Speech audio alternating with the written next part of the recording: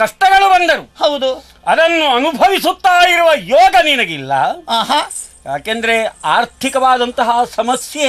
ಬೆಂಬಲಿಸುವವರು ಯಾರಿದ್ದಾರೆ? ಅನುಕೂಲತೆ ಇಲ್ಲದ ಕಾರಣ ನೀನು ಹೀಗೆ ಇಲ್ಲಿಗೆ ಬಂದಿದ್ಯಾ? ಯಾವುದೂ ಇಲ್ಲ ಅಂತ ಆದ್ಮೇಲೆ ಯಾಕೆ ಬದುಕಬೇಕು? ಇವಳು ಆಶ್ರಯ ಬೇಕು ಅಂತ ಅಲ್ಲಿ ಎಲ್ಲ ಹುಡುಕಿದ್ದಿರ್ಬೇಕು, ಎಲ್ಲಿಯೂ ಸರಿ ಸಿಕ್ಕಲಿಲ್ಲ. ಆದ ಕಾರಣ ನಿರ್ಗತಿಗಳು ಅಂತ ವೈರಾಗ್ಯ ತಾಳಿದಳು. ಆಶಯವೇ ಇಲ್ಲ ಅಲ್ಲ, ಇನ್ನು ನಾನು ಬದುಕಿರುವುದು ಬೇಡ ಅಂತ ಹೇಳಿ ಇಲ್ಲಿಗೆ ಊರನ್ನು ಬಿಡುವ, ಕಾಡಿಗೆ ಹೋಗುವ ಅಂತ ಈ ಕಡೆಗೆ ಹೊರಟು ಬಂದೆ. ವೈರಾಗ್ಯದಿಂದ ಈ ಕಡೆ ನಾವು ಕಾಣ ಸಿಕ್ಕಿದೇವೋ ಇಲ್ವಾ? ನನಗೆ ಆಶ್ಚರ್ಯ ಆಗೋದು, ಅಲ್ಲ ಕಾಡಿನಲ್ಲಿ ನಿಮಗೂ ಬೇಸರವಾ?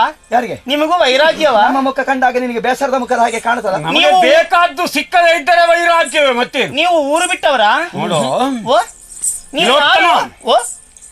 ನಾವು ಸುಂದೋಪ ಸುಂದರೆಂಬ ಅಣ್ಣ ತಮ್ಮಂದಿರು.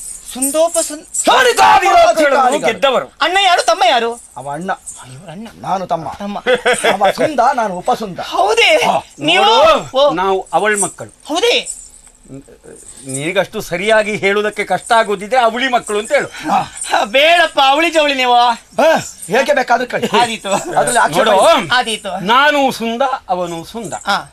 ಊರಿನವರು ಗುರುತಿಸುವುದಕ್ಕಾಗಿ ಸುಂದ ಉಪಸುಂದ ಅಂತ ಕರೀತಾರೆ.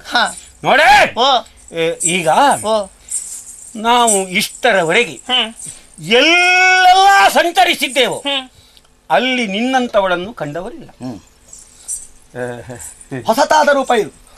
ಸ್ವರ್ಗದಲ್ಲಿ ನಾರಿಯರು ನಾವು ನೋಡಿದ್ದೇವೆ, ನಿನ್ನ ಹಾಗಿದ್ದವರು ಯಾರು ಇರ್ಲಿಲ್ಲ ಅಲ್ಲಿ. ಹೌದೇ? ನಾನೊಂದು ಕೇಳಲಿಯಾ? ಏನು?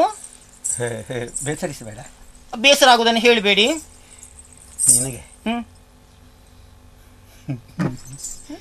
ನಿನಗೆ ನನ್ನನ್ನು ಮದುವೆ ಆಗುವ ಇಷ್ಟ ಇದೆಯೇ?